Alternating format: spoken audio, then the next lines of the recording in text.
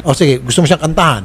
Anong kailangan kong gawin upang malaman mo? Huwag mong subukan. Masisira ang buhay mo. Gago! Gago! Tanga! Inutil! Tarantado! Tagumpay!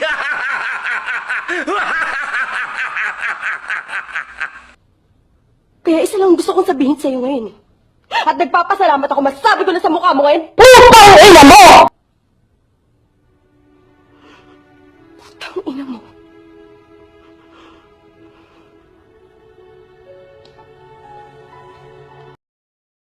Ano ka nasisira, ulo? Ang may kasalanan na ito, Tito Gilbert mo. Ba't ako na naman?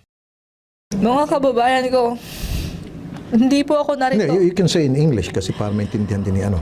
All my fellow Filipinos, now this is my side. Listen, look, and listen, and learn. Kanya,